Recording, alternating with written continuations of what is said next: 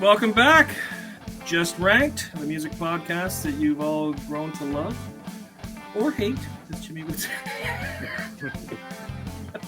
You know us, it's the same four norms that are always here. I'm Dink, your host tonight. Of course, we have Joe, Jimmy, and Chris. Tonight we are doing 1997. Wait, what? Yeah. 97? Yeah, we're doing real songs from 97, not covers or anything up here. I thought I almost did the wrong list. Yeah.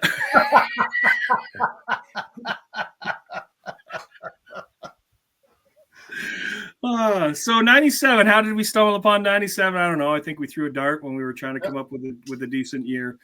But I have a little intro here on 97. It's not too long, but I put together some words, so I will go through those, and then we'll get right into our songs. 97 was a year of a vibrant mix of genres, emerging artists that left a lasting impact. A time when music was in flux, tastes were changing, and new legends were born. The year marked dominance of pop, hip-hop, and some alt-rock. Pop music heavily influenced by artists like Backstreet Boys and the Spice Girls, who defined the teen pop explosion. Hip-hop saw a significant rise with Vaseline Puffy and Biggie, even though Biggie was murdered in 97.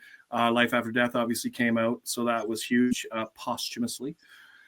And alt-rock, of course, Radiohead had a great album. Creed came on the scene, and of course the nu metal rising popularity with Korn and many other artists. There might be some on my list. There might be, so I figured. Britpop and electronica also made its mark, while classic rock acts adapted to stay relevant. 97, or as Joe would say, we're talking Destiny's Child, Incubus. Blues guitarist Johnny Lang and Kenny Wayne Shepherd, the youngins, were on the scene. Savage Garden, Foo Fighters, Crystal Method. I'm not talking about any of those, but that's what we're talking about. The list goes on and on. 97. Let's dive in. Lots of great music and some questionable stuff too, but we'll start it off with Jimmy. It's your show, bud. All right. Well, I guess I'm going first. So, 97 was a cool year. As Dink had said, that there was a lot of really cool new kinds of bands coming up, and a lot of them made some cool marks. Little later in my list, you'll see one that came out that year that was mind-blowing. So I'm going to start with my number 4, which I literally changed about 20 minutes ago. So I have wanted to talk about this song through the entirety of our podcast. So we're on our 35th episode right now. So it's taken 35 episodes to get Veruca Salt onto a list. Wow, there we go. This album, 8 Arms to Hold You, was fucking amazing. I wasn't a big alt rock fan, but something struck a chord in me with this album and with this song, Volcano Girls. Just that beginning, leave me lying here. It's so cool, and the video's cool. They're on bungee cords. That was filmed in Chicago for over 2 days, I believe. But this song is just really cool. It's just kind of got a brilliant guitar line, and then they throw back to one of their earlier songs, Seether. They make a reference to that a little later in that middle 8 section of the song. It's just really cool. It's kind of a powerful song. It's a poppy, powerful song, in my opinion, but I absolutely adore the song. I had this CD up until recently. It just disappeared, so I'm thinking Maddox stole it. I want my CD back. So the song was used in the movie Jawbreaker, which is kind of a dark comedy in 1999. It's been used in Guitar Hero. Apparently, I don't play Guitar Hero, but apparently it's one of the playable songs on Guitar Hero. I really love the song. U.S. Billboard Mainstream number 9, Canada RPM list. Chris and I were talking about that list a couple shows back. Number 4, so it hit kind of hard in Canada. I couldn't find anything on the Dutch charts. Man, I love you, our Dutch viewer and listener. I'm trying to get your accolades, but that is my fourth song, guys. Nice pick, man. Yeah, I was a big fan of Veruca Salt. Again, a lot of my music from what I love, saw them live on, I believe, a Lollapalooza. There might have been a Lollapalooza festival. It was on a festival or something. And they were one of those bands that I saw them live. And the next time I was at a CD cassette record shop, I picked up their album. Yeah. That album or the first one? That album. That album. Eight Arms to Hold You. Yeah. I had the CD too. It was awesome. It's a strong album, and it kind of ebbs and flows, and there's lots of different variants to the sounds and stuff. But I think the two ladies of the band sing really well because they have nice opposing voices, but they mix really, really well together. Yeah. Yeah. Not to put you on the spot with your diving or when you collected your notes, are they doing anything now? I didn't look that up because I don't know either because they've fallen off my scene if they are. I haven't listened to them in years other than go back and listen to that early stuff, right? Yeah, it was primarily that album that I loved. Looks like they had their last album in 2015 called Ghost Notes. Yep, but they're still together. Like a 6-year hiatus, and came out with that album, the fifth studio album, Ghost Notes. That's everything that I'm seeing here. But they're still on tour, from what I can find. Yep. Well, that makes sense. A lot of those '90s, mid to late '90s bands they're are now doing touring again. Getting back out there, right? Absolutely. Whether they ever make any new music, they might just live off that other stuff, right? But Yeah. And then each one of the female singers, Nicole and Louise, they both had single albums, one in 2017, one in 2022. Oh wow, that's kind of neat. Joe Googled faster than I did. I was reading that like a line behind you. I really like their voices. Their voices are really fluid. I do too. They're very sweet. They're very soft, but they're also a little edgy, a little jagged when they need to. A couple screams and stuff like that in there. So I mean, they kind of all over the place, and that's why they have that alt rock label, because they can't really be nailed down to one thing. Yeah, and I was really glued onto them right when I heard Seether. That was my first. Me too. I couldn't wait for that album, this album you're talking about, to come out because of Seether. Me too. So yeah, I bought American Thighs, and then when '97 came out, that was great. I was really happy with this album. Yep, great album. Yeah, it wasn't Columbia House. I actually bought it. Somebody actually got money for that shit. It was not Veruca Salt. Do you know how they got their name? Good pick. No, it's from Willy Wonka. Willy Wonka is the girl's name. Yep. Oh, I did not know that. Yep. Oh, me and Jimmy know where'd they get knowledge. Can't fight the Seether from. Daddy, I want to Noopa Loompa now. Oh, Veruca, we'll get one later. Oh, okay. Yeah, that makes sense. Mm-hmm. All right, so I'm going to move on. I'm not a big fan of this band, but I love this song so much. I get excited. I pogo dance when it comes up. And it's pretty straightforward. It starts out, woohoo! Woo! Blur, song number 2 from their self-titled album. This song was written as a joke. It was meant to mock the radio, the record label, and it was written on an acoustic, and the woohoo part was hummed, and a whistle was added on acoustically. And the label said, "You need to change this up because I hear something there, and you should probably do it a little heavier." And so they went really heavy on that. Again, one of the rare times the record company was actually correct. Right. Yep. Yeah. And it's called song number 2 by design because the song is 2 minutes, 2 seconds long. Oh. It has 2 verses, 2 choruses, and it is the second song on the album. So they had fun with the name. Nice. I didn't even realize that song is so short. I just heard it the other day. 2 minutes, 2 seconds, huh? Okay. Yep. So it charted fairly well in America, number 55, so not awesome, but was big. On you guys' side of the order, went number 1. The Dutch charts, it was number 73. I was able to get a Dutch chart in there. Nice. It did rechart in France in 2013. I couldn't see why it recharted in 2013. I'm assuming a movie. Gotta be a movie, an animated or movie. like an EDM DJ mixed it somewhere, Right. Especially in Europe, right? Like, yeah, you never know, right? Yep, and it did rechart again in Japan in 23. Again, no reason. Wow. Probably an anime. Yeah, probably. Yeah. So it's really kind of cool. A bunch of bands have covered this. MCR played it on the BBC Live program, whatever that was. I think it was a live BBC One is the name of the program. Mm-hmm. Big Time Rush. Do you remember those guys? Yeah. All right. They are Nickelodeon, Disney boy band TV show. They sample it in one of their songs. Imagine Dragon played it live for 2 tours because they loved the song. Good band.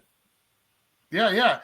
So that's pretty much my notes on it. Just I absolutely love this song and I get amped up hearing it and just that ding ding ding ding ding ding ding ding ding ding. So my first thought about that song when you sang it, said it, is breaking up bar fights. The DJ would play this in the middle of the night when the crowd was fucking hyped when I worked at a bar, and sometimes, more times than not, a couple of guys get a rowdy on the dance floor and start a fight. And so most of my memories of this song is while I'm trying to separate 2 fucking guys, trying to beat the piss out of each other on a slippery dance floor, trying to not knock over people. Fucking great song.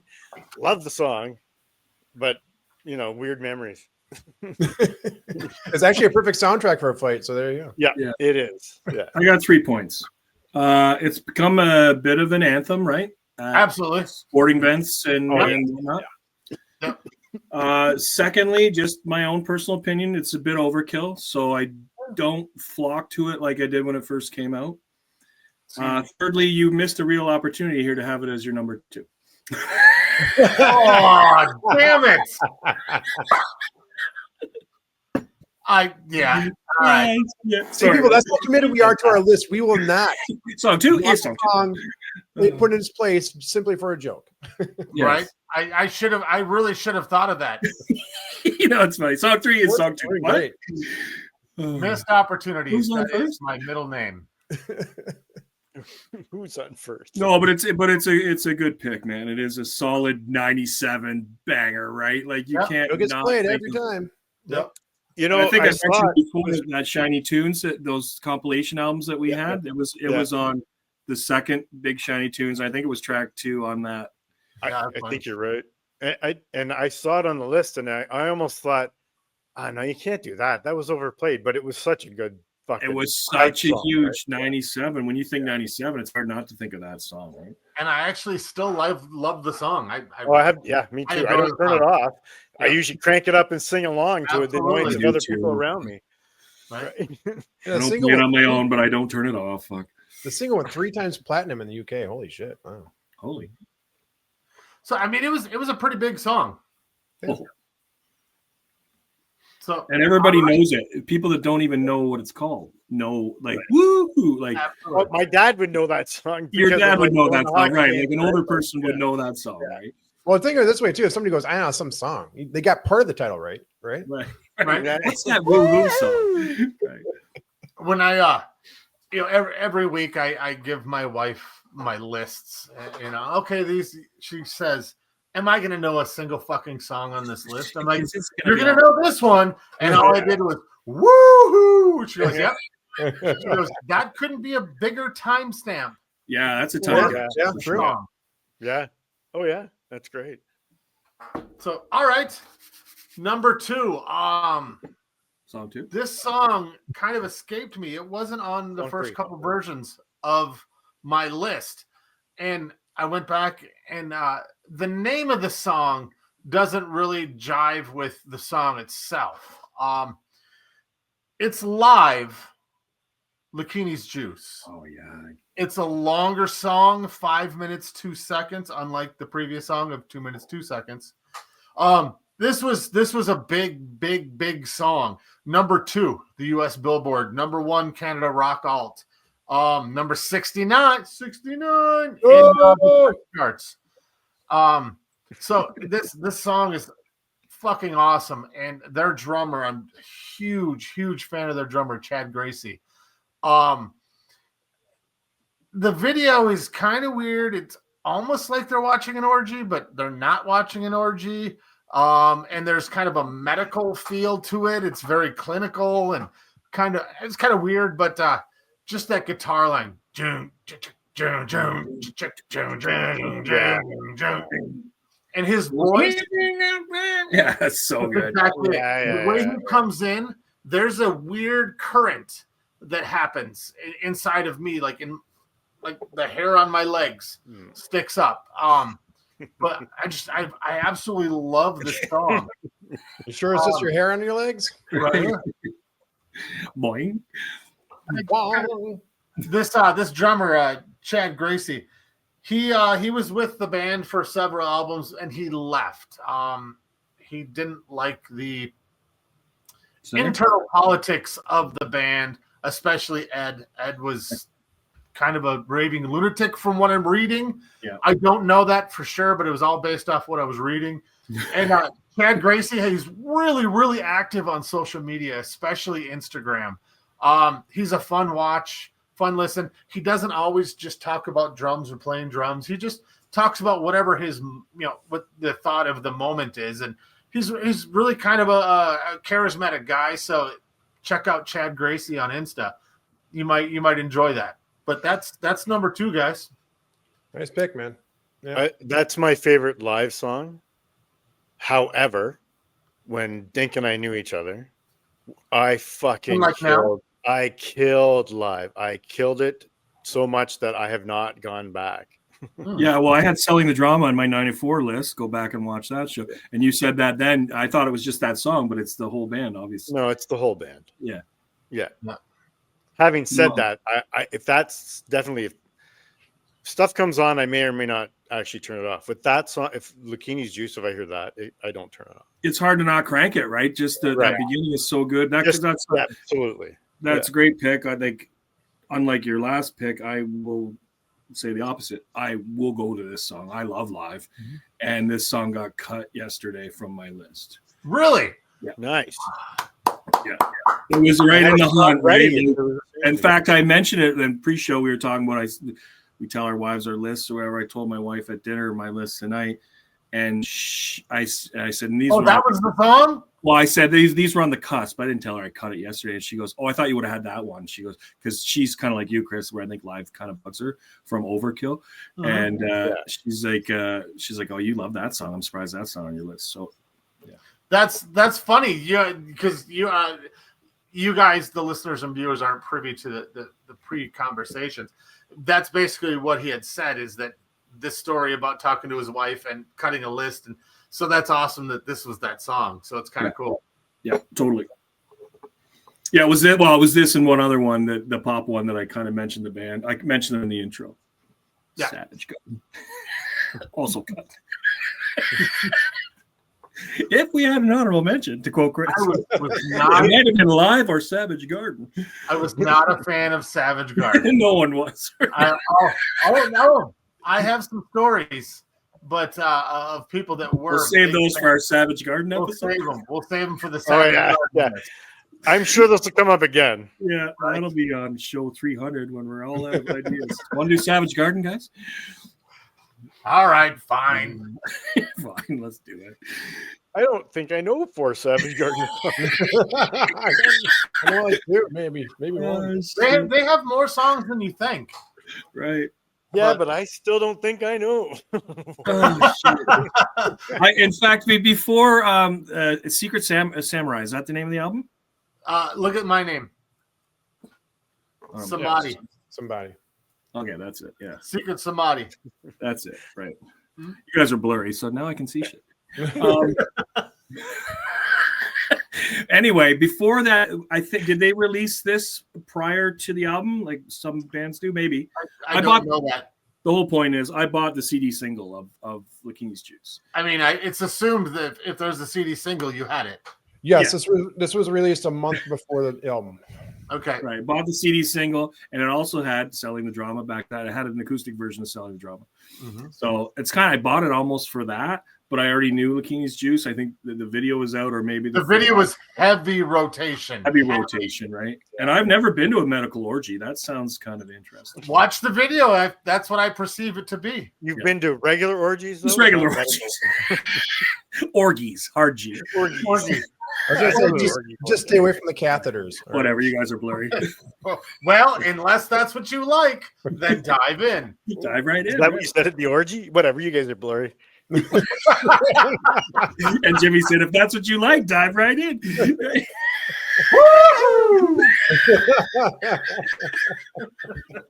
Oh, we couldn't have played that any better. All right. So going to number one in my little preamble that I talked about is 1997. There was a lot of new metal.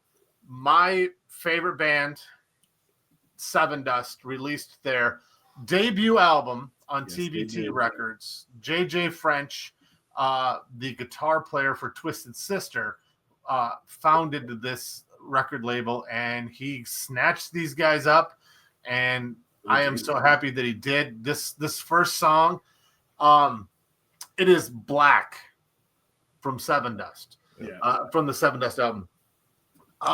Just blew my mind. People, when you listen to music, sometimes there's that band that just fucking implodes your brain, and you just got to get more, and that's what Sevendust was for me. And it changed how I perceived drummers, because Morgan Rose, their drummer, is one of my hands down favorite drummers. He's very, very percussive. It's just fucking amazing song, amazing drummer, amazing band. They've stayed with me this whole time. The song is basically, if people don't mind their own business, they just put their nose in other people's shit and they disregard their own business and they look like idiots. So, stay in your lane, people. And before the internet. Yeah. Well, I mean, it was around in 97. I mean, before social media, I should say. Whenever Right. I say, Yeah. in everybody's business. Before the internet went to shit. Right. It's all downhill now. Well, we all put our business out there, so how could you not put your nose in it? Right. Right. So yeah, the song wasn't a huge splash on the charts. It was number 30 US mainstream. They did not hit any other international chart at all. They just charted in America on this song and this album. I did find it cool as Hit Parader. You remember the magazine Hit Parader? Yeah. They still have a presence, and they put together their list of the top 100 metal songs, and they ranked this song Black by Sevendust as number 47. So in the top 50 of all time. Mm-hmm. Wow. That's pretty impressive considering all the metal. Yeah. High praise for a magazine like that.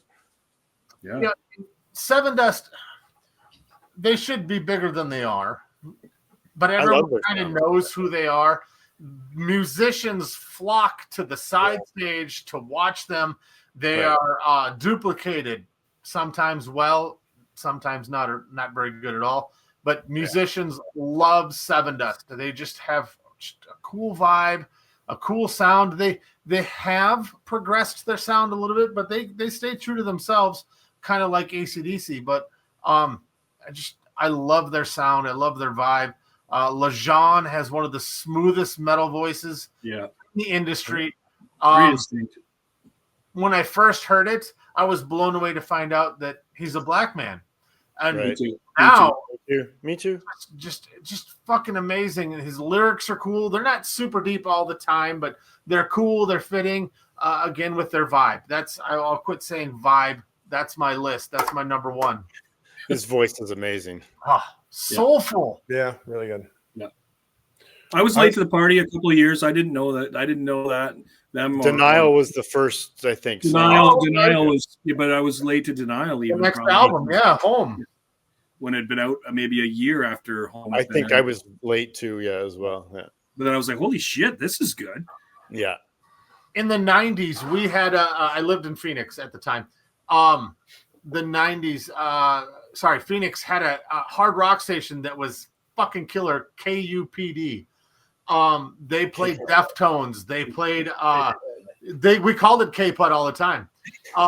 They played A Perfect Circle. They played Alien Ant Farm. They played all the new metal stuff with the other, Metallica and all the Scorpions mainstays. Yeah, but they were ahead of the curve on a lot of this new metal stuff, and it was fucking great. It was a great That's station. really cool.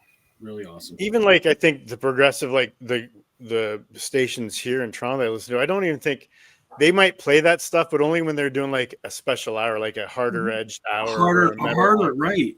Right. They wouldn't do it in their regular playlist. Yeah. Yeah. Not usually.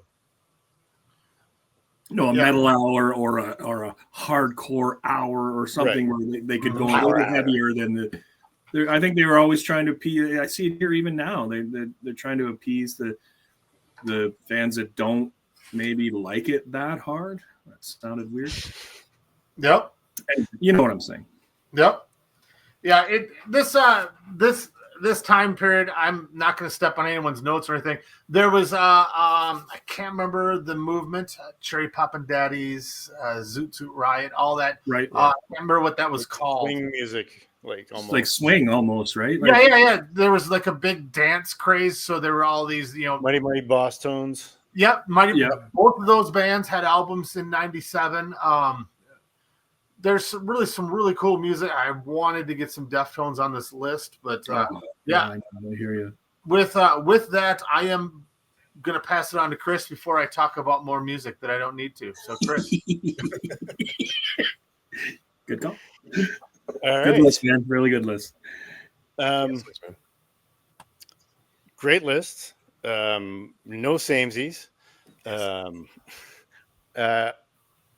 There was a lot of good music. I looked at this, and there's a lot of good Canadian music released at this time too, which I'm a big fan of because it was so big in my life. But CanCon. I do have a CanCon, but it is not number 4. I have one. But my number 4 makes me think of Dink, because Dink, you got me into this band, and because of it, I fell in love with this song. Cool. But it is Days of the New, Shelf in the Room. Ooh. Yep. Yeah, and I remember you. I don't remember where we were, but I remember you're the reason that I found out about this band and fell in love with this song.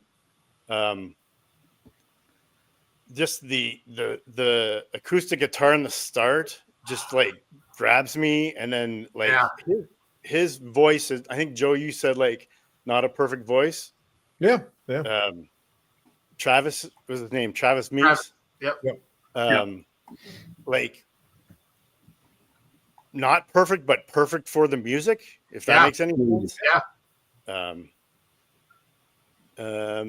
Yeah. I don't know. I was gonna say I didn't do a deep dive on it because this is one of those songs that I'm gonna say, and I'm gonna default to. I just fucking love the song. And Jimmy, you were saying vibe a lot, and I don't like using that, but the vibe of the song, it just fucking resonates with me for some reason. Yeah. I fucking loved this band. Mm-hmm. So that's so cool that you said that, because they're coming up on my list. Different song. I thought it might be a samey in one way. Yeah, absolutely. right. And again, at dinner tonight, when I said that song, she's like, "Oh, of course," because she thinks of me with that band too, right? Because I killed that CD, that orange CD. I played it all the time, right? Well, between Travis's voice and his guitar and Todd Whitener, the other guitarist. They're just awesome. Right. If you like acoustic rock, right? Yeah. It was number 22 in the U.S. alt, number 3 in the U.S. main, Australian 90, no Dutch, no Canadian. I couldn't find a lot of Dutch tonight. I did find one thing about this that I thought was cool. Apparently, Nicole Scherzinger from Pussycat Dolls. Pussycat Dolls. Yeah. Backing vocals on the album 1999 to 2000. She did a lot of backup vocals on a lot of stuff. That makes I sense. had no idea. No, me either. That makes sense. No, it's a great pick. Yeah, it's a great pick. I saw them in concert in '98. They opened. It was them, Jerry Cantrell, and Metallica. Oh, I remember you talking about this. And because it was '98, the World Cup was on, so we're in Kitchener watching soccer. I'm like, we better get going, man. And we pulled into Molson Amphitheater in Toronto, and you could hear music. We got out of the car, and this song was being played. I'm like, fuck, man, they're already on. They're already on. How many more have we missed? Right? Like, I hope they open with this. So we didn't. That's funny you're telling that story. I remember you telling me that story after it happened. Right. And then Jerry was awesome, right? He did Bogey Depot was out, so he did some of his solo and a bunch of Alice in Chains, and Metallica was fantastic, right? So they always are. Yeah. Right. But Days of New is good. Like Travis is, I've always said, and Joe, I know I don't know if you remember this, because before we ever started this, you used to laugh at some of the stuff I would post online. I've always referred to Travis as a tool shed. I'm like, Travis is a tool shed, but I always post this album or their music online, the anniversary dates or whatever. But and it probably shouldn't make fun of the guy. He did have some heavy addiction problems, right? But I mean, the reason Days of the New failed is because of Travis. Yeah, he was a teenager when this album came out, right? And he just couldn't get his shit together. Yep. And you're right, Chris. His voice is so raw and so awesome, different and distinct, and it's cool. And there's a bunch of really cool live versions. There's a cool live version of Touch, Peel, and Stand that he does this long ass intro, just strumming on the guitar and like kind of half-ass singing, and then this is the last song. Napster or LimeWire downloaded that song. Yeah, it's so good. Right? LimeWire. Wow. Yeah. Fire that. The computer hasn't recovered. Nope. Yeah. LimeWire and no, that computer never recovered. Yeah. Great pick, man. Fucking great pick. Yeah. Yeah, and I honestly didn't do a ton of notes because I knew that Dink was going to be able to fill in some stuff. Yeah. And I got more when I get to my song. I got more. And I did. Yeah, and I didn't. I thought it might be a samey. I thought they might be. Well, on it could have been one of three, right? Right. And I've just mentioned two, so mine's the other one. Right. All right. My next song is from a band that I fucking love. Not this album. The first album was big for me. The second album was really good too. It was released in '97. It is Silverchair Symmetry. Freak Show. Yeah. Freak Show. Nice. Freak Show is a great album. Yeah. Frog Stomp was the album for me, like so with Silverchair. Yeah. Yep. Freak Show's pretty close, right? It's pretty good. It is very good. And a little more mature. Yeah. One of those bands. It's funny. That's what I was reading in the reviews. All the reviewers were saying that about it when it came out. But one of those albums that I kind of forgot about until I was looking what was released in '97. And then I used to love this band so much. I like the kind of darkness of it, the strings. I like how it plays in with the music with his voice. Again, another voice that is raw, I think. And another young kid too. Yeah, right. They were young. Yeah, they were like only charts I could find were in Australia. Peaked at number 5 in Australia. I did find a video clip where his name is escaping me right now. The lead singer, Daniel Jones. Thank you. It's funny. I kept calling him Daniel Jones when I was looking at stuff. I'm like, he's not a fucking quarterback. He's a fucking lead singer. Daniel Jones. Not a monkey. I saw a clip where he said he originally wrote the song on acoustic guitar and then felt that wasn't right for the band, whether he was insecure about it or not. He didn't say, but he's just finally when they were doing the album, he said 3 days before they were supposed to finish recording, he played it for the band and they decided to add it to the album. That's awesome. So it's kind of a last minute add, and it ended up being my favorite song from the album. And they're that alternative rock sound, but they're just fucking guitar rock. Like they're rock, man. It's just rock, right? I agree. Like post grunge. When the first album came out. And the band was much their big hit Frog Stomp. Sorry, Tomorrow number 1 album in Australia and New Zealand. It reached Billboard Top 200, Top 10, making it the Silverchair album. Silverchair, the first Australian band to do so since In Excess, which they had already had their success when this came out, but I just, whatever. Right. Love this. Yeah, I always hated that they compared him to Kurt Cobain because he was a blonde So much more. guitar player, singer. Look kind of dirty. Daniel's like, lyrics were so much better than "I'm a tree, I'm a plane." Yeah. I love them both, but like he had his own thing, and the way he came out and like talked about his battles with anorexia, which a man didn't do, it still really doesn't do. No, But back at Still that really time, definitely like men didn't really, that I knew of, didn't talk about that in public about having anorexia. Anyways, Right. that was pretty. and, awesome. and let's be honest, very, very brave of him to do so, Yeah. especially at that time. 'Cause At guys such is a rap. young age. Yeah. Right. Yeah, my band at different times, we always played, in a 2-hour set, we'd play like 4 covers. And at different times, we either played Israel Sun, Tomorrow Freak Show. So Nice.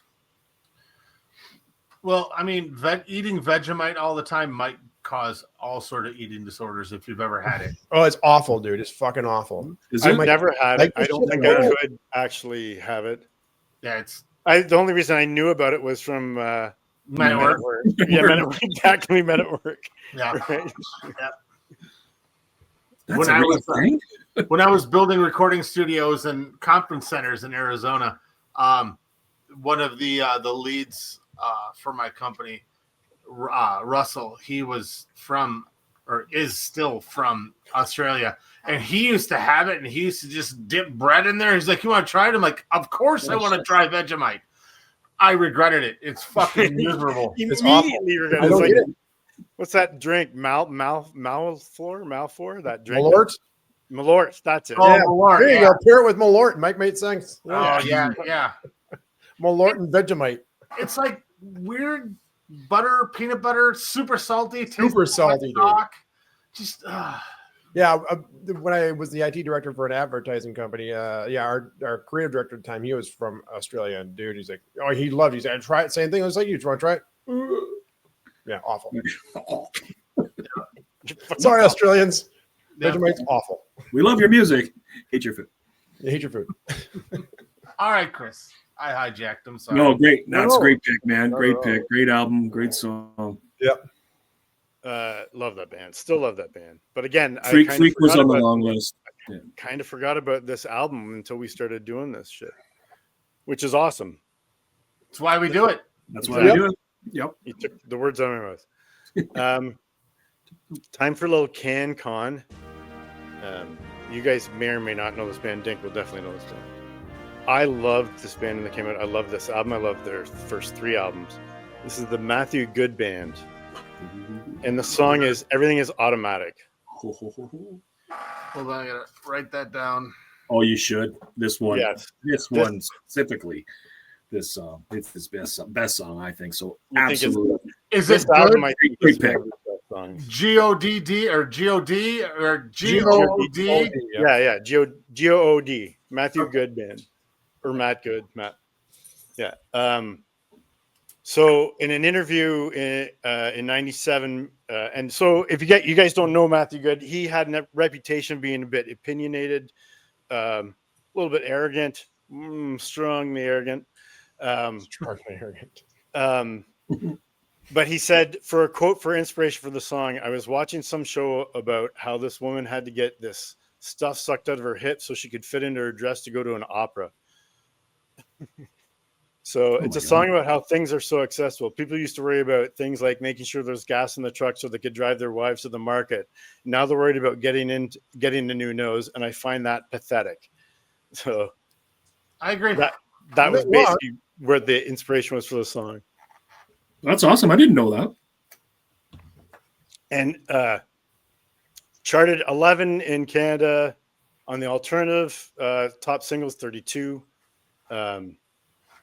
But I saw this band in concert. Obviously, again, I bring this up. And I could say in Canada at that time, between like 97 to 2000, and I don't know, Dink, if you ever saw them in concert at that time. I don't think there was a better band live. They were so good. Oh. They were harder than album, but album perfect, but harder. They had intensity. The crowd was always into it. They had a nice mix of female to male. I had girlfriends and friends that wanted to go in groups to go see them play whenever he was around, anywhere near us. And what I find impressive about that is during that whole time, they were having issues with the band. They were doing records that were having major success in Canada. Their other albums after this, they had huge success in Canada. But Matt Good had not been diagnosed till later that he had bipolar disorder the whole time. And so even his bandmates, when they talk about interviews now, they're like, they talk about it because he's talked about it publicly. But they like, one of them specifically said they went and talked to the album company and they're like, so what? He's making great albums and they're selling. So who cares what he's doing, what he's going through? That's what the album company kind of said. Wow. At one point it talks about how he was locked himself in a hotel room trying to finish an album and all he ate was power bars every day and ended up having a nervous breakdown and having to be hospitalized. That's crazy. And all this time they're doing shows and they're touring and they're like going live and they're doing all this stuff and it seems so great, right? But just amazing they're putting out this fucking product at the time. And I know you guys don't know him, but take a minute. Yeah, I'll find out. Yeah. Right. So anyways, that's my number 2. No, that is an awesome pick. It was on my long list. I love this song specifically out of his entire catalog. This is what made me fall in love with him. He is still opinionated. And we don't ever want to get political on this show, but he put out a release in the last month apologizing to fans because he never really broke for you guys, but like anybody that never really does, the bordering states, and you guys know this, you still get access. There's so he had some tour dates in the upper states, and he canceled them based on the political climate that he's not living in your country. It's not really unusual right now. No. So he's still got an opinion about things, and what I took from it, because I've said this before, actively listening to him because I like his old stuff. I was like, oh shit, he's still touring. Oh shit, he's still putting out music. Yeah. So that's that. So that was cool. I was like, never mind all that political shit. I'm like, oh, he's got new shit. But anyway, yeah, great pick, man. Great song, great. And I get it. I never saw him live. But our mutual friend Ian has said that too, because I think he goes to Peterborough, or he used to come to Peterborough every year or every couple of years. And Ian saw him a few times. He said he's amazing in concert. Maybe you saw him with Ian there. I don't know. Oh, quite possibly, for sure. Right. There's a few shows that I go back to Peterborough and saw with the snow. We went and saw ssnow together. Right. It's a big shirt there. Right.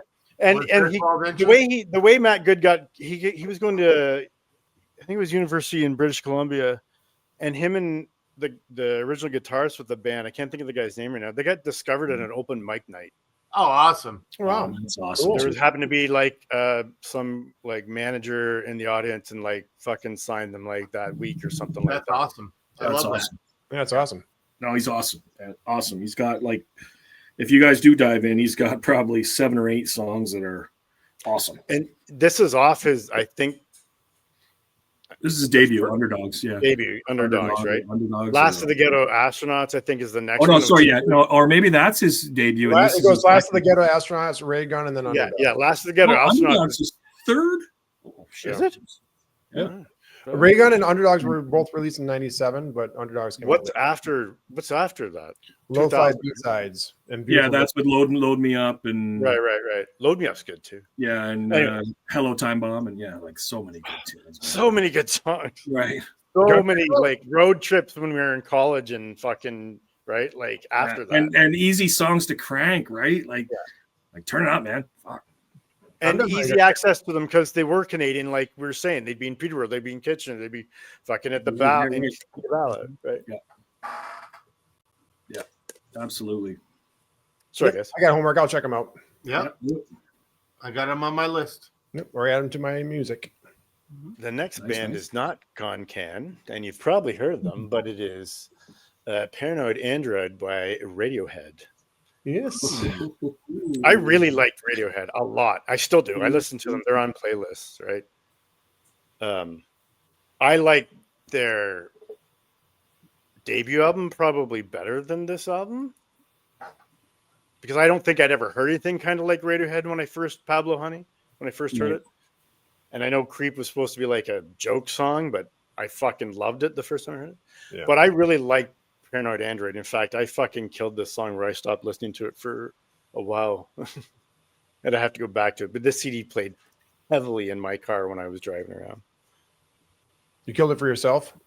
Yeah. They're a band that you can definitely And dive it was big all around the world, right? Yeah. Did hit number 5 in the Dutch, number 61 in the singles Netherlands, Dutch again, number 2 in Scotland, number 3 in the UK. Canada, not so great. Year-end 193rd. Wow. Having said that, it still went gold in Canada, and it still has, for an album that didn't do spectacular, a song that didn't do spectacular, as of when I last checked it tonight, 274 million streams on Spotify. Wow. So, you know, not bad. Not bad. That's all I got. I don't know why, but Radiohead has just kind of passed me by. I know Creep. Obviously, everyone knows Creep. It's not for disliking them or not caring for them. They just passed me by. My youngest is a huge Radiohead fan. And she plays a lot of stuff for me. So I'm kind of getting introduced to them now, 30-something years later. But at least I'm getting introduced to them. Right. You know the song Karma Police, all right? Not by name. Oh, really? Okay. Yeah, it's Really? one of one of their bigger hits. Yeah, you'll probably hear it. You'll probably hear it in a few minutes. You heard it. And Creep was... So that was the thing. It was going to be Karma Police or Paranoid Android, and I last night changed it. Yeah, you got two of my bands, man. Nice. Yeah, almost for the shot. Yeah, almost. But like, I don't even think "Creep" is the best song on Pablo Honey. Everyone Can Play Guitar is a great song on Pablo. Yeah, it is a good song. Yeah, they have some ones that never And I really. gotta be honest with you, I'm pretty sure that cassette was a Columbia House purchase for me, and I fucking loved it. I remember driving in my pickup truck, killing that album. Fucking loved it. But yeah, anyway. Stop Whispering's killer on that too. Yeah. Oh my god, yes, I forgot about that. Yeah. Jimmy, Yeah, you really I'm gotta check it out. sad that it's passed me by, but I get to now hear new music. I was gonna say, man, I think Right. you'd like him. I really do think you'd like him. Well, I think Tom's voice is kind of an acquired taste for some. It is. Yeah, Right. It is, but I and I love it. think I love it. they get some hate because they were critically acclaimed. A lot of Right. right, Like that's the band's fault. I mean, geez, Right. whatever. Right. Oh no, people. And the good thing about that band, when and not to rag on artists, they should be rightfully paid. And I was all in for downloading. They were given their when others were suing fans, and not to name any names, Metallica, and what Dr. Dre, Radiohead was like, "Here's our album." Yeah, they, here's the they, rainbows. were, There you go. they were with the internet and said, "Oh, here's our album. Take it." Yep. yeah. Just gave away for free, and Well, that album in had fact- so much hype behind it too. I can't remember if it was this song or whatever. They actually released it before the album was released on a live pod or a broadcast on BBC One, Right. like They a were all year, about- 6 months before it was released. Totally. That's All about awesome. getting their music out there and enjoy our music. Like they knew they would have other revenue streams and Yep. Well, they rewarding knew it. once They knew they people were heard good. it, they were going to buy it. I was gonna say they probably saw. I mean, they're very good at what they do. I'm sure they saw the writing on the walls and said, "Okay, well, this is not going to be our major income. The actual product, And these guys look like assholes for fighting their fans. So here, take Let's it. be the good guys." Right. Because remember when they give away, it wasn't like there was just a download. It was like you could pay them 1 cent, 0 cents, or $50 if you wanted to. Right. You Right. do whatever you want to do. Right. Most people paid at least $1 for it. So Right. yeah, I remember that. Yeah, it was great. Right to them. Yeah. All right. That's my list. With that, I pass it off to Joe. Good list. Great list, man. Really good list. Both of you. Seriously, it's like we haven't had any samesies yet. We might have some samesies artists, but not samesies songs, which is cool. I almost kind of like that we picked the same artist but different songs. Yeah, that's cool. I knew nobody's going to have this artist because, like I said, it wasn't very big in the United States. In fact, I think this was his only semi kind of hit. Well, of course, huge throughout the world. My number 4 is from Robbie Williams. It's Angels. Nice. Oh, great From his album Life Through a Lens. I know Dink is the ballad guy. Right. But goddamn, dude, this is a good fucking song, man. Oh, yeah. Great song. Yeah. The dude can, I mean, I read Robbie Williams. Robbie Williams, like right away, is like a metaphor of Robbie Williams. It's hard to say because he like I said, he's self-deprecating. He's arrogant. He's deprecating about his arrogance. You know, Right. talked about before his beef with Jimmy Page and their castles and how they're suing each other because their castles are obstructing the view of the other castle. It's like, yeah. What a world problem. Jimmy Page is like irate, and you can tell Robbie Williams is doing it to fuck with him. Right. Yeah. But yeah, so my song is Angels from Robbie Williams. Like I said, it was actually the 4th single off his first initial solo album. It was released September 29th, 1997. Like I said, it was kind of a semi-hit in the United States. Didn't hit the Billboard Hot 100, but it was, I mean, I heard in the radio in Minnesota. I was like, it didn't crack the 100, eh? Wow. That's actually kind of surprising. Let's see here. Like I said, it was released in December 1997. I am wrong. It hit number 53 in Billboard Hot 100. Okay. Nice. That makes way more sense. Number 15 in Canada. But Yeah, like I said, so this was literally, I went through and like, okay, this is remember the only song I remember his being on the radio in Minnesota. And I looked through, he never hit the Hot 100 again in the United States. So he did on some singles charts. He did on a couple of adult contemporary charts. I love his voice. I like him. Why? I love this song. He's got a great voice. And as arrogant and as cocky as he is, now I see him in interviews and stuff when he's doing shit, and he's lovable. Like, yeah, that's what I'm he's saying. a funny guy. He's arrogance about him. Yeah. There's just something about him that fucking. He's never taken himself too serious. Obviously, he takes himself very seriously, but he doesn't take himself so seriously where he can't make fun of himself. Like I said, that's why I call him a metaphor of himself, because he's arrogant, but at the same time he's not, because he makes fun of himself for being arrogant. Yeah. And unlike a lot of pop artists, he still writes his own material. Well, So this song was written by him and Guy Chambers. Williams said it took all 25 minutes to write the song. Wow. What we said in the past about good songs to spit them out, right? Like I said, it was this song. It kind of speared like, okay, who is this guy? And then he kind of fell off my radar. And then he kind of speared back up again when I heard his song, like in a freaking office building. I'm not even joking. I'm like, who is this? I Shazammed it before it was an Apple thing. Shazam was like his own app. I'm like, oh, and I just did big deep dive into Robbie Williams. And so it's kind of cool because I'll be playing a Robbie Williams deep track, and my wife be like, oh, I like this song. So that's cool. It's really weird because I don't know why he never broke here, because he's obviously a good looking dude. He came from a boy band, right? I mean, he's got. You answered the question of how you stumbled upon him, because I was going to ask, did you know him before? No, I didn't. No, I did not know anything about Take That before that. No. Nope. Did you know their big song though, Back for Good? No, I didn't know any of that. Like, it got some radio play here, right? Yeah, and they had another one. Maybe Didn't they hands? No, I can't remember.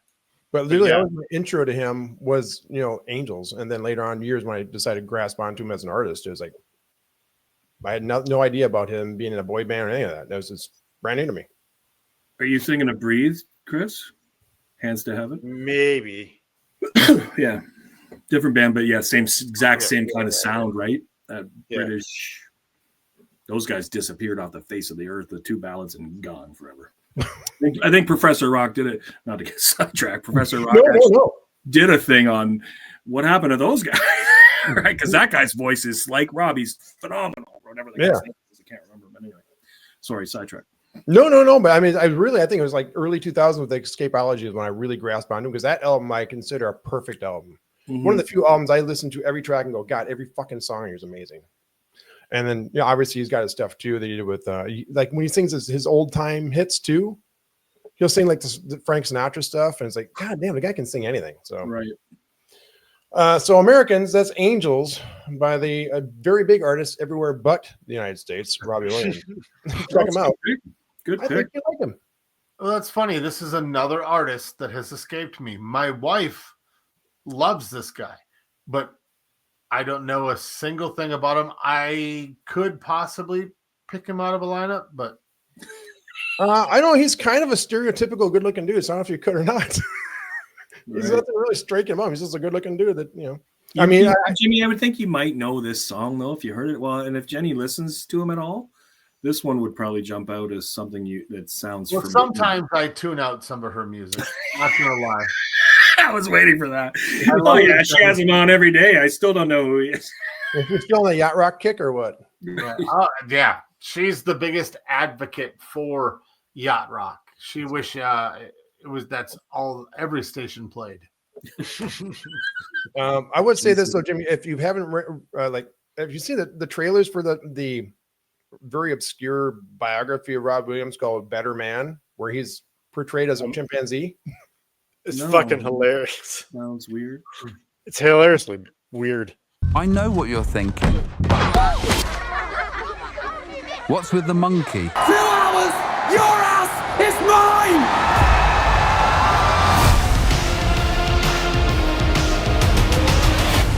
I'm gonna be fucking famous! Shut up, you tits! Oh, fuck off, Glenn! But that movie is kind of a metaphor exactly how he is. It could have been just an easy biography about him. It's like, no, but I want to be a chimpanzee to show him how different I am. Yeah. And they never make any really reference that he's a chimpanzee and how weird it is. I can't remember who it was. I saw a British celebrity doing a talk show here, and he said, he goes, for everybody in America, we also don't get the chimpanzee reference. No one does. Only he does. But the fact is, That's the studio was like, okay, sure. Right? Like, yeah. All right, whatever. All right. So that's my number 4. My number 3, I believe that Dink is going to have this band, but I'm pretty sure he doesn't have this song. This song is quite possibly, maybe my favorite song by Collective Soul. Wow. It is Blame off of Discipline Breakdown. Mm-hmm. I love this song. It is the third and final single from the album. Again, like everything else, Collective Soul is written by Mr. Ed Roland. And it hit the US Billboard mainstream rock charts at number 33 or number 11 and number 33 in Canada. So this song kind of encompasses, I think, everything that Collective Soul is, because they're kind of known for having their really, really hooky guitar parts, right? Very clean and they're very distorted. Very clean, very distorted. I mean, the intro's got a finger picking acoustic guitar, and then it opens it up with, and it also ends with the finger picking acoustic guitar, but also it has the electric guitar, big chords, and for the verses. It's a strong vocal melody. Like, he's so good. He's got the electric guitar melody part. I just love this song, man. When we did this list, I knew this song and another song we're going to talk about in a little bit were going to be on my top 4 for sure. And because, like I said, this is my probably my favorite Collective Soul song. So it's Blame by Collective Soul. That's awesome. That's good. Again, another band that has passed me by. We talked about this with your lyrics on the lyrics show. Yeah. Yep. I know, I think 2-3 songs, but not by name. I couldn't, pick him out of a lineup. And he has unique. I don't mean that disparaging either. It's Right. another band that just, for some reason, went around me. Again, not for disliking them, not for hating them or whatever, not caring for. It went around me. It missed me. And then you do the greatest hits or best of, and you'd be like, I know all these songs. Yeah. Yeah. I mean, I'm just Captain Tennille, so I get it. So Right.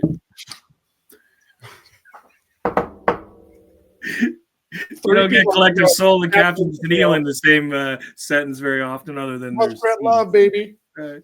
We play, vinyl on weekends and stuff, and one of Jenny's go-to albums is The Best of America, and that's the first song on there. And when we put it on, we always just skip that song. Oh, I thought you meant like America the band. Yeah, I am talking about America the band. It's their song. Is it really? I didn't know that. Yeah. Okay, I didn't know that. See, I learned stuff on this show too. That's So that America's best of or greatest hits is good. Yeah, It's a great album. Except for one song. Yeah, except for that first One song. song. It's not quite the same, but do you guys know Bob and Doug McKenzie? Absolutely. Yeah. Do you know that I was watching an interview with George Stropalongas and Geddy Lee? that is their most popular song. Geddy Lee's, like when they did the theme for that, you remember "Take Off to the Great White North"? Yeah, And yeah, yeah. Stranger. That at one point, I don't know if it still is, was the most popular best-selling single by Rush. Really? Wow. Yeah, of their Isn't that catalog. fucked up? Like, It's fucking crazy, right? Take off, eh? yeah, Take off, eh? The Great White North. Yeah. Mhm. That video is hilarious too. If you've It heard is. I haven't watched that movie in a long time. Does it hold up? I don't know. I haven't watched it in a long time. How do you- I remember my parents not wanting me to watch it because they're afraid I was going to always talk like that. And Bob, and one of them, which one's Bob and which one's Doug? Which Rick Moranis is Bob, Maybe And- I don't remember. and Dave Thomas is Dave not to be Thomas. confused with the Wendy's Dave Thomas, but Dave Thomas is Ian Thomas's brother. Speaking of Ish Rock, Oh, Painted Ladies, and yeah. Sorry, Love Wow. off topic. Hijacked your thing. sorry. hijacked. We're on Ian Thomas now. It's what we do. We kind of need that sometimes when somebody like me picks an album track. I mean, it's not. It was a fourth single, but to be honest, a lot of people don't know the song. Well, hey, it wasn't a cover. Right. Well, Muskrat Love was. It could have been a cover. It's on his list. That was number 5, even though it didn't come out in '97. Right. Uh, Covers list. when I mentioned songs I knew were gonna be on this list, this was the other song. It was one of those songs we talk about all the time that you can't get sick of. And when I hear this song, I'm like, yes. Every time I hear this song, I'm like, oh goddamn, I fucking love "Blue on Black" by Kenny Wayne Shepherd. Oh yeah. Yeah. Yeah. I Good luck just, finding any of that vinyl. Just saying. yeah, no shit, man. And Fuck seriously, me. Yeah. there's Yeah. no way eBay and overpay for it. Yep. Yeah, dogs. That is a great pick. That is a song. It's written by Shepard and Mark Selby and Tia Sillers. Hit number 1 on a mainstream rock track, and also reached number 78 on the Billboard Hot 100. So again, we've talked about this before. Everybody's got these rock songs they fucking knew and they're absolutely huge. Never hit the Hot 100. This one actually did. So It's a great song. Um, I have seen him live and he's amazing. He was on the second G3 tour. Amazing. yes, yep, Amazing. I saw that one as well. Yep. Noah Hunt was on vocals. It won the Billboard Music Award for Best Rock Track of the Year, which is probably true. Like I said, it stands the test of time. Doesn't sound dated at all. It's just a great, pure song. I did not know this part though. You guys might have heard. And this is kind of interesting. You know, you're looking at this stuff, and you start finding different sources and different facts, different places everywhere. Saw a video where they say in 2019, Shepard teamed up with American heavy metal band Five Finger Death Punch, That's awesome. along with country singer Brantley Gilbert and Queen guitarist Brian May for a reworked version of Blue and Black. And it's so I good. never heard it. Oh, Is it good? I want to check it out. It's awesome. do you listen to Five Finger? I listened to a couple albums. A little bit, yeah, a little bit. Albums, yeah. A little bit. They do good covers. Like they cover Bad Company. The song with Bad Company Yep. too is awesome, right? Yep. Oh yeah, yeah, yeah. But yeah, again, the guitar work on this, obviously, you don't have to talk about that. It's just Oh. Kenny Wayne Shepherd's is, again, silky smooth, Beautiful tone. beautiful. Yes, I agree. Yeah, he's got that. And it's that way through the entire album. But yeah, so Blue and Black is my number 2 for a song for 1997. That's a great pick. That's a great pick. It was on my long list. Him and Johnny Lang, and I should have known as a guitar because that's why I got him in the intro because I'm like I cut them both and thought I'll just mention them quickly in the intro because nobody's gonna have these, and I should have known a guitarist would have. Well, I don't know, because also the guitarist listens to a lot of fucking Prince and a lot of pop. Well, that was the thing, right? I was like, maybe the guitarist will have like Well, Gene Eaton. in my defense, also 1997 was one of the few years Prince didn't release an album. So there you go. I saw that. I was like, oh, That's the first thing I searched. That's when I hit shit. 1997. Like, It's pretty bad. The first weekend of years. Oh fuck! Did Prince come out with another album? Oh shit! It came out 2 that year. Fuck. Fuck. Joe's gonna have 8 songs in his top 4. and you talk about Johnny Lang. Yeah, he's great too. For the longest time in Minnesota, he was known as Kid Johnny Lang. Yes. And he used to play he used to play at University of Minnesota. They used to have these tent parties all the time, so we would go every year to go see him, and just fucking amazing, flawless. And it was at the time just a a young kid, Right. just fucking ripping it up.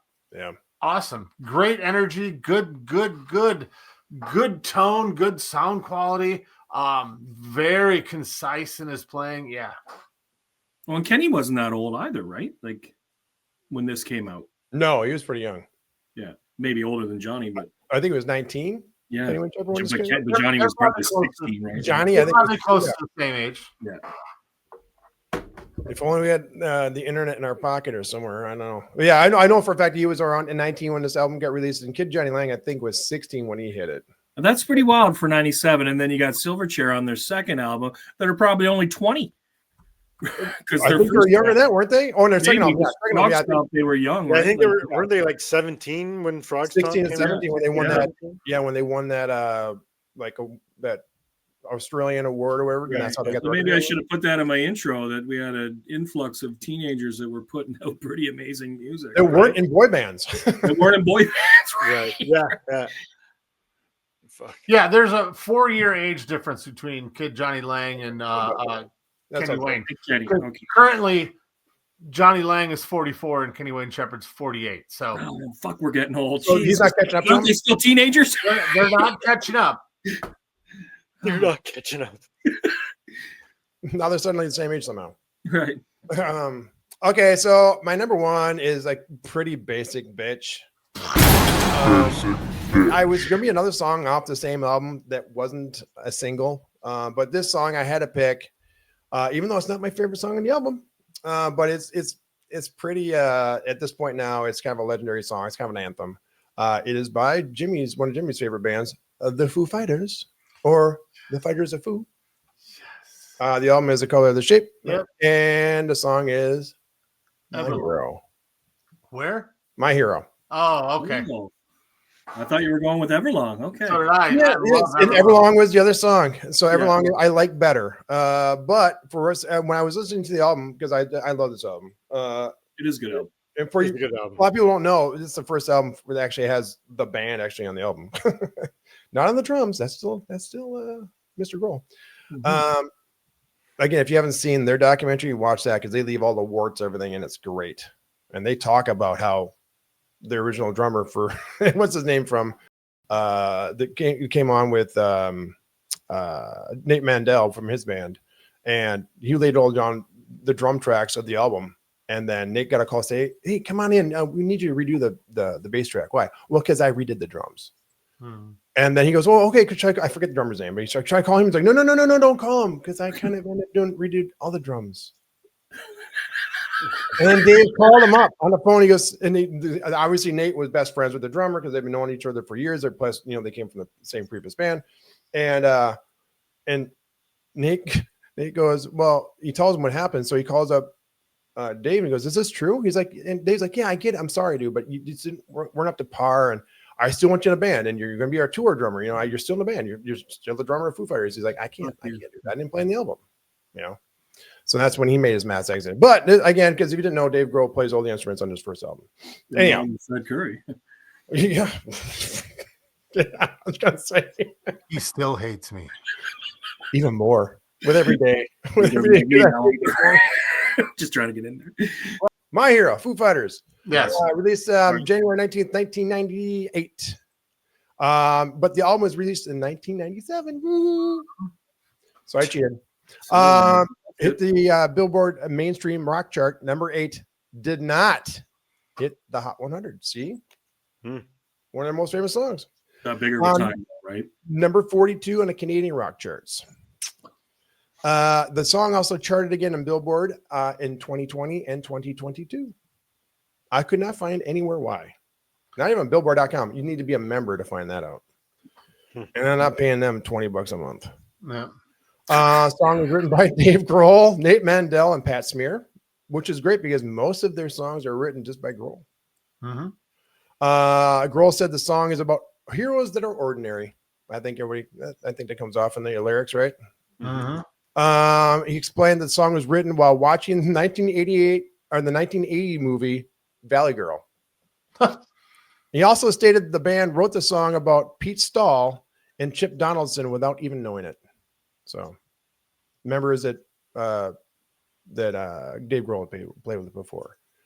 And I think maybe it's probably like him looking back and I go, I guess maybe it's kind of about them too. I don't know. Who knows? But Nate Mandel did say in their documentary, because I watched that too this week while preparing for this, and totally not for covers. Nate Mandel stated he knew the band had a future when he heard Grohl's demo of My Hero. Huh. Why? Because he said the song was great. So Nice. Wow. that's pick. my number one. Great song. I have a memory of It is a great song. watching them on TV perform it at it was after 9/11, and it was all first responders from that responded 9/11. They were playing it on stage. I just remember it fully emotional, people crying, fucking, yeah. Great song. Unlike Jimmy, I love the Foo Fighters. Well, and it's one of those songs too, when he plays acoustically, takes on a completely different connotation.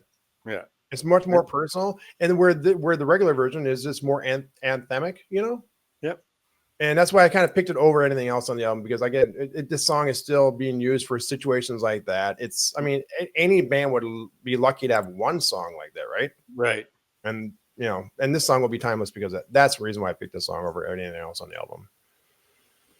But that's my top four. Well, real quick, My Hero. One of the coolest things that I've seen with this song was the Taylor Hawkins tribute with Shane Hawkins playing the drums to this song. And how could you not feel? Oh, yeah. And for the record, I don't hate the Foo Fighters. No, it's a joke. There was a time period where I was just sick of fucking hearing them because they were everywhere. I think everybody kind of was. Yeah, still. I remember Monkey Wrench. I remember going to a club. I was going with Brian and Adam and a bunch of them. I remember Manahan saying to me on the cab ride there, I distinctly remember him saying, I hope I don't fucking hear that Monkey Wrench song. And as we were walking in, it was playing. He just looked at me and fuck's sake. He's just like shaking his head, looking at me like, yeah, fuck, I shouldn't have said anything because there it is. Well, there was the old joke, but not really a joke, that they were the only ones keeping mainstream rock alive for years, right? I mean, it's not until recently now we're starting to hear rock come back on the charts, right? Mm-hmm. Mm-hmm. So I don't think it's really any of their fault.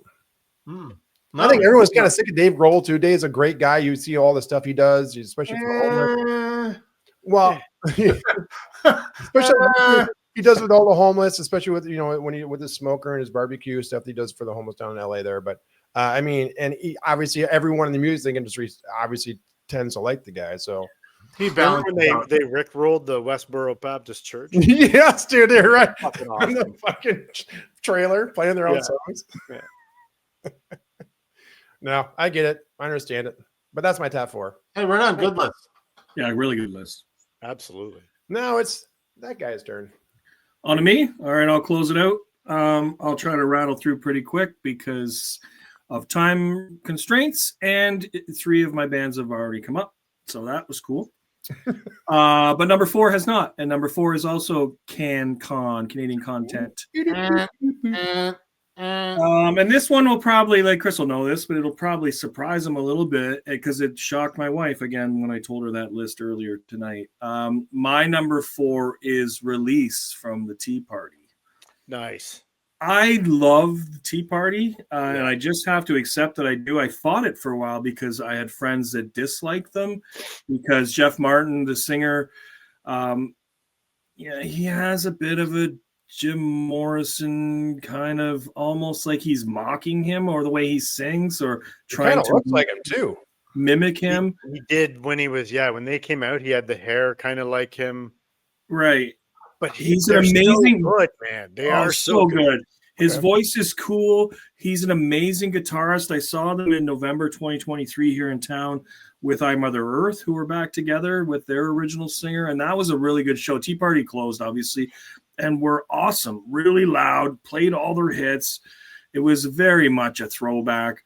But this band, for you guys that don't know, they're kind of progressive, dark, poetic. They're a bit of an acquired taste. So and this is one of their slower jams. Not surprising. Yeah, but it's not really a ballad. I don't know if they have I didn't mean that mean. Yeah, a pure ballad or whatever. It's just kind of one of their slower songs versus one of their harder rocker songs. They're a band from Windsor. And like I said, Jeff Martin's the vocalist, Stuart Chatwood's the bass player, Jeff Burrows the drums. So it's a 3-piece, sometimes 4-piece, but mostly a 3-piece. This was possibly the standout track, although Temptation, I think, was the lead single. Temptation was number 5 if we had an honorable mention. Yeah, it was. Yeah, it was on my list too. I flip-flopped between Temptation and this, and went with this.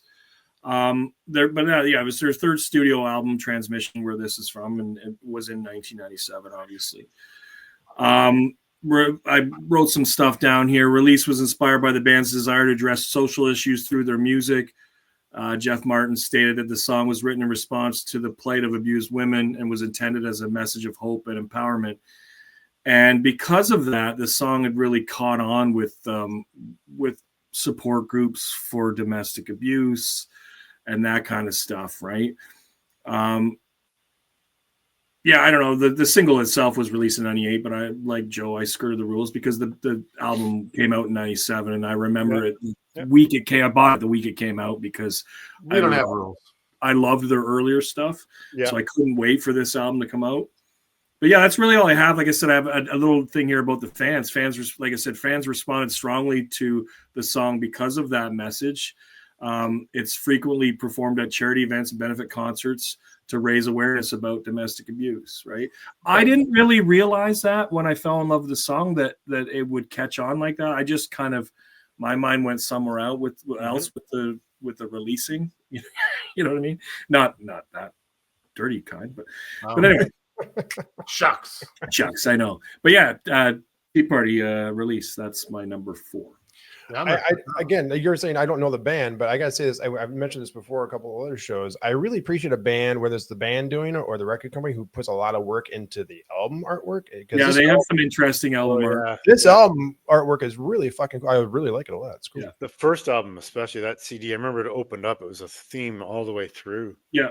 The one with the river and Sister Awake, or just the river? Yeah. The river, and there's not Sister Awake, there's something else. But there's another one. The river was the main. The river was the main one. I love the river. The river's my favorite song by them. But I like a lot of absolutely. Yeah. My favorite. Yeah. I think you guys will like them. Like I said, they're a different kind of listen. They are not like Matthew Good. No. But they are a band you can kind of get into, right? Once you acquire the taste for their sound, you're like, oh shit, this is good too, and this is good too. When you said some people don't like them, I remember Chris Jackson had that long hair and he kind of looked like the lead singer. I said that to him one time. He's like, I fucking hate that band, man. Right, and I've had other buddies say that. Oh, even my wife, she goes, when I said this was on the list, she's like, oh, Tea Party, I can't stand them, and I'm like, oh, I love them. Right? Like, yeah, me too. Well, it could go either way, right? So is this accurate? It says here they sound a lot like Nine Inch Nails of the North. Of the North. So right. that would be in what way? Right. Yeah, I don't that know. would be 9 That's why I asked you guys, because I don't trust what people say. I wouldn't make that comparison. No. No, because I would say Nine Inch Nails has way more electronic and synth. Yeah, way more electronic. Like these guys are a rock band, right? Rock. These guys are a rock band. Like, These are rock band. Yeah, I will check it out. Yeah, I would recommend it. On my list. Sure. Yeah. Okay, I'll move on. Number 3. My number 3 is from Collective Soul, and it is the big one off that album, not a deeper track. So I'm the basic bitch here, but it is Precious Declaration, right? Off the Discipline Breakdown. I love this song. It's I think 3 or 4 on my Collective Soul list, so it's right up there. It was. I knew this song was going to be on the list as soon as we decided to do 97, because Collective Soul played such a huge part in my life as far as listening to their music and collecting their CDs and stuff. But yeah, you covered a lot of stuff about the band, Joe, so I don't need to repeat a lot of what you said about Ed Roland and the way they put music together. It reached number 1 on the Billboard mainstream rock charts. It was a banger, right? Oh yeah. Marking the band's 4th song to top this listing. And then I didn't dive in, but I was like, what are the other 3? Shine, December, The World I Know. Probably, yeah, like I don't know. I was just guessing, right? I was like, I should look, but I didn't. Because their self-titled album was absolutely huge. They had like 6 singles off that damn thing? Yeah. Like Gel might have made the tops. I don't know. It might have been any one of those, but I'm sure Shine was from the album before. I'm sure that Hints Allegation. Had to have, right? Shine was one of those three, but Probably didn't hit the Hot 100 at all. yeah, like that's kind of it. Like all my other stuff here. Oh, fun facts and trivia. I have this in my little. The name Collective Soul is inspired by a novel, The Fountainhead. I don't know if you knew that. Precious Declaration, the song, was conceived during a period of professional turmoil, making its message especially poignant to the band members themselves, because I believe it was about their fight with the label. The band sold over 50 million records worldwide with multiple platinum and gold certifications, and they are in the Georgia Music Hall of Fame as of 2009. That was fun. Nice. Deservedly, yeah. Fun facts and trivia about Collective Soul. But anyway, Precious Declaration is my number 3. Great pick. Yeah, I love this album. This album, obviously, Collective Soul, and then, like I said, a couple other albums. I mean, there's one of the few bands where I actually listen to the entire album still to this day, and this is one of those albums still. Yeah, like 2 or 3 of their albums I will listen to all the way through. Me too, yeah. And one thing, it's Ed Roland, one thing he did was really smart was, he owns everything Collective Soul. So he had hints and allegations and things left unsaid their first album recorded, and he shopped around and he kept it. He went to a small label. I don't remember the small label, but then he went small label, and of course that small label shopped it to a bigger label, but he owns all of his stuff. Yeah, so that's really smart, right? Like, yeah. Okay, I'll move on to my number 2, song 2, if you will. Also a band mentioned earlier. So this is Radiohead, Karma Police. Nice. Piano driven song, right? Like I love Tom's voice. Like I said earlier, it is an acquired taste, but I love this. I love that album. OK Computer is such a great album. Yeah. But I love this song. UK singles, it peaked at number 8. US Billboard reached number 14. Number 20 for us here in Canada. Charted in several other countries, Ireland, Norway, and New Zealand. Nothing about the Dutch. Sorry. What? No Dutch? I know. And Chris covered a lot of stuff with Radiohead, so again, I won't get into the blah, blah, blah, but I will say this. As far as legacy for the band, or specifically for this song, Karma Police is consistently ranked among Radiohead's greatest works. Yeah. And by extension, among the defining songs of the 90s. It appears on numerous best of lists, whether you give any of those a hint of accuracy, like we've kind of made fun. But Rolling Stone, it's in their 500 greatest songs of all time, all the time, every time. Oh, yeah. And it's in NME's top 100 tracks of the 90s, Pitchfork's top 200 tracks of the 90s, and the list goes on and on of people that have made lists, and that's kind of what we do, but made larger lists. This song always, and maybe they're just trying to pluck a Radiohead song because this one's well known. There is other songs, like Chris said, that deeper cuts that you could, because they have so many good songs that nobody knows about. Yeah. Or nobody talks about anyway, if you like the band, right?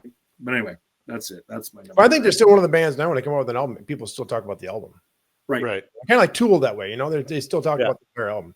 And it's a work, right? It's a work of art or whatever you want to call it. And I will say this, Karma Police was my number 5. It Nice. was hard to trim that sucker off of there. I was like, oh. Jimmy's like, all these fucking bands I don't know. Where was I in 97? There's some really good acoustic versions of this too, right? Oh yeah. Gillian Lennon and Nuno Bettencourt did a version in 2020. Nice. Really? I did not hear that. Yeah, that's Julian cool. Lennon and Nuno Bettencourt. Well, you think what? That's a weird pairing, but right. Yep. This is what you get. This is what you get. This is what you get when you mess with us.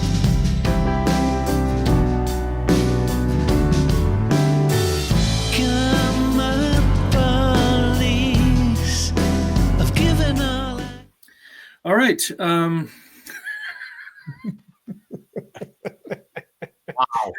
Wow. We own that album. Yeah, it's much too late for goodbyes. But anyway, Jesus, man. All right, number 1, band already mentioned. I fucking love this song. I've talked many times about Dink's top 20 favorite songs of all time. I've never extended past 21, if you count Rosanna. If I ever get to 50, and I've got 3 or 4 songs that we've done. I always say we'll slide in. This will be in the next 30 for sure. I killed this song, and Chris was right. If to think of me with this band, my wife does too. This is Days of the New, and this is the Downtown. I love this song. I love the guitar in this song. I love the Toolshed's voice. It's so good, right? It's just sorry, Travis. I don't know. There's just I fell in love with, and I really loved Touch, Peel, and Stand. Well, I love Shelf in the Room. I was like, God, good start. Touch, Peel, and Stand. I knew that's why I bought the album, and then I was like, what's this third song? It's just dynamite. And for a while, I was that guy that never really went past the first 3 songs. It took me a while. I'm like, I better listen to the rest of the album because I would, start it over. But yeah, this song, Travis Meeks, Todd Whitener on guitar, Matt Tall on drums, and Jesse Vest on bass they met as teenagers, formed Days of the New, recorded the Orange album, came out in June of 97. And then what we didn't touch on, well, first I'll finish with the song, I guess, before I touch on more on the band. But the song deals with themes of alienation, addiction,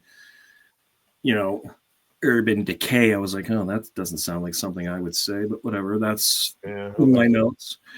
But anyway, we didn't touch on this when we were talking about Days of the New earlier because I was going to wait if it didn't come up. But the band obviously split because of Travis, and the rest of the band formed Tantric. Correct. Yep. Right. Yeah. And of course, they had a little bit of a showing there, so some pretty decent tunes. And so today, when I was looking, I was like, well, what are they doing now? Like, Tantric's not putting out new music, and I don't know what Travis is doing anything. So I looked, and since 2020, those 3 guys are in Blitzkrieg, which is another band that doesn't have a massive following, but I listen to their stuff. And again, it's Whitener's guitar. It just sounds like a little bit heavier Days of the New. And I was like, oh, and I forget who the vocalist is. He's from another band too. It's like, that's pretty cool. So they're now in my rotation. I'm going to start listening to some of that. Yeah, I'm going to check that out. Donald Carpenter is the vocalist. Yeah, Blitzkrieg, like Bliss Creek, I guess it is Bliss. Like, kind of a take on Blitz. It's a take on Blitzkrieg, right? Yeah. But yeah, that's I thought that was neat. But anyway, like I said, the song itself, it always comes up in talk, and I think it's just they want to pluck one of these songs, one of those 3 songs from this band to talk about. So this song, because of the heavy meaning behind the song, comes up a lot in 90s lists. But I always found that I felt like I was the only one listening to them, to be quite honest, or maybe the only one that really fell in love with them. Because when I would play them, other buddies would be like, whatever, man. Like, there's a lot of acoustic guitar in there. Like, put some Korn on, man. Right? Like, wow, whatever, man. These guys are awesome. And they toured with Aerosmith, Metallica, and Creed. So they were doing well until Travis literally went off the rails on the rails. Yeah, on the needles, right? Right. Which is a shame that his life went. And then he tried to recover and I think put out some new music, and I don't know if he relapsed or whatever, but yeah, like I was telling you guys, like pre-show, Chris wasn't there, but yeah, my band, we grasped onto this Touch, Peel, Stand right away. And like we were saying before, I heard the song, instantly heard it as heavy because it's a heavy acoustic song, right? So we played it heavy, and people loved it. And we only played like 4 covers for a 2-hour set, and that was one of those songs we kept on the longest because we just loved playing it, and we loved surprising people. Like, because when they hear the riff, they, I know this, right? I know. And then, oh yeah, I know this song. Yeah, it was so good. It was kind of a dream because one of the joke things I wanted to do was, well, open up for myself. That never happened, but I saw a cover band do that a couple weeks ago. I was just gonna say, didn't you just see somebody do that? The other thing I wanted to do was release an acoustic death metal album. So this song is kind of like an acoustic, grunge album. So right. Well, when you said in our group chat, I just saw a band cover. Someone did something I've always wanted to do, a band cover for themselves. I'm like, how the hell did that happen? But then it was great, man. They played it off too. They had no idea that they were the same band. Right, and you just changed the guitarist became the singer, and then when they changed their clothes, the bass player and the singer switched roles, and then everyone else changed clothes. And it's like, oh, okay, well, that's awesome. God, these guys look familiar. Yeah, we just saw them like 10 minutes ago. Right? I paid for 2 bands, damn it. This is right. What is this bullshit? They get double pay for that. Oh I shit! bet they probably do. I swear that. That's what they. So that's basically my list. I did not give a disclaimer, so I'll give an ending disclaimer Oh, for anyone that pays attention to our old Big shows disclaimer. Oh my or god. really knows me. I did leave out 2 songs that were number 1 on other lists for me that are from 97, but I just didn't want to talk about them. One is Holly McNarlin, Numb, and one is Casey and JoJo, All My Life. They really should be on the list if I was being pure, but I left them off. Pure? We know you're not pure. you're not. Everybody knows that. Here's not a good word. I left Big Wreck off of my list for this I thing. thought you might have the oath or put that song in there as a replacement because you're that song and the O for both on my list, and I decided not to because I've had them before. But right. So if I'm being honest, So it funny probably- story. I didn't know who those guys were. Big Wreck was before when we started the show, right? And now they made my short list for 97. Nice. I wondered, right? Because you said I'm really listening. Yeah. I'm like, Yeah, that'll be it's good. hilarious if Joe has a. The new album's really good so far. What I've heard, and the first 2 albums are really good, man. Yeah, and they had a new single released this past week too. From Oh, that did they? new Okay, I album. got to catch that one on because And if I was like to be honest, when I think of 97 into 98, oh, you're right. It did. Yeah, this week. it's big. Like there's a lot of Big Wreck. They were getting a heavy play. And they were touring the colleges and the universities, so they were in every fucking town. You'd see them at your college, and the next week you'd be visiting your buddy at a college, and they'd be there. Right. Right. This is shows ago, man. It depends. I mean, we talk about how much white noise there is now with everybody can release music now, right? I mean, literally anybody can, right? But you listen to a band like Big Wreck, and you're like, how did they not make it anywhere really? I mean, they had the sound, right? They had the sound. I mean, they had the songs, but just didn't crack it. Or I don't know if they even tried cracking it. I'm sure they probably did. I had heard of them when Chris referenced, in that episode. Yeah, I it's had with heard America. of them, and I knew how it was spelled, but I just didn't know the music. Yeah. Right. I never even heard of them. Yeah. You got to wonder if it's like because if the music's good enough, if you You build would it, they will come, right? So does the label not push it? Like what happens there, right? I mean, Like, it could be one of those things where somebody said, because Just I don't know talking who we were something. talking about when I think it was NXS, and they said, well, this won't play very well in the United States, right?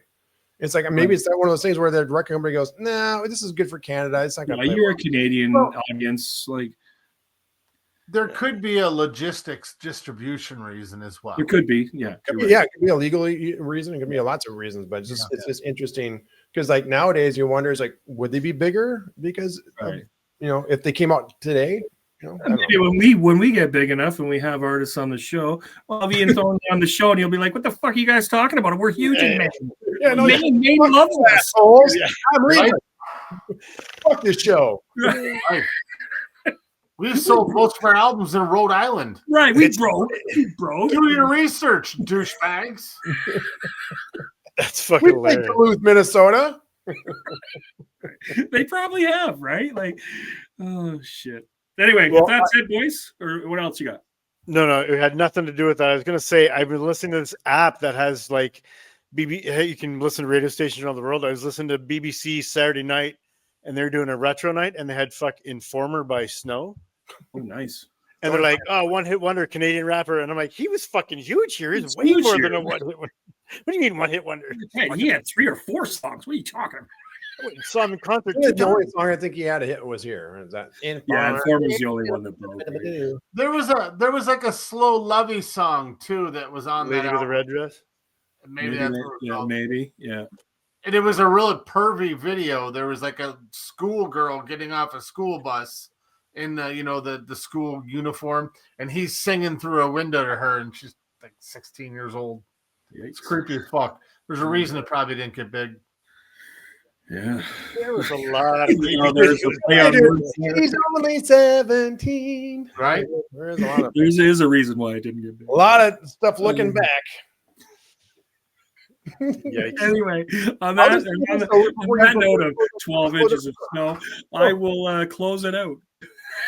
I was just gonna say though, before you close out, I'm just saying it's a big win that I went from a band I've never heard before to that band being on my Yeah. short list. Yeah, no, that's awesome. That's huge.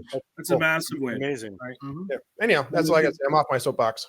And you guys can turn us on to some stuff, some smaller stuff from different states, but it's highly unlikely we're going to be turning you guys on to Oh, more yeah. stuff, I would think, from our country that didn't break versus stuff that you guys have that we never heard. There has been some. For every David Turn Damon me we on. have, you guys have like 13 big wrecks. So right. Right. For every Jizzy Pearl, which only escaped me. We can just try to work his name into every. I'm going to get it into every show. I fucking forgot about him again. Jesus. Oh, you forget about Jizzy? Come on. Right. I just want to let it be known that in 1997, Yes. Big Willie Style was released, featuring what song? Getting jiggy jiggy with with, getting jizzy with. it. Getting Jizzy with it. I just wanted to put that out there. Right. All right, Why close it it didn't up. make anybody's list? I don't know why. Yeah, it was pretty safe, right? When I looked, I was like, no one's having any will. Especially nowadays. Fuck that guy. Ugh. I don't want to get slapped. Right. Yes. All right, I'll slap on the outro here. That's it. We're Just Ranked, guys. I hope you enjoyed this. I had a lot of fun with these lists. I hope the fans or the listeners, viewers, watchers, whatever, enjoyed this. Lots of great music from 97. Definitely another year we could revisit down the road. Oh, easily. Yeah. Oh, yeah. Even break it down in more categories. Yep. Yeah, totally. But yeah, that's it. This is what we do here. We rank music. We give you our faves, and if you like what we do, follow along. Hit the bell like AC/DC. Give us a like. Give us a subscribe. You know. But yeah, for Just Ranked, I'm Dink. This is Chris, Jimmy, and Joe. We love you. Love you. Check out JustRankPod.com. Right when you say we love you, I flip the fucking. Yeah, Go go. fuck yourself. What says I love Go you? fuck Go yourself. fuck Yeah, you're gonna say go fuck yourself, and Go you know fuck you yourself. switched it up, and I got fucking crossed up. Right. What they say. Just Ranked is researched and produced by the Just Ranked crew. Edited and mixed by Joe Burgle. Socials and marketing by DJR Media Services. Theme music by Blue Joker. If you're enjoying the show, please set your podcast app to download new episodes and help spread the word by leaving a review and tell everyone you know to listen.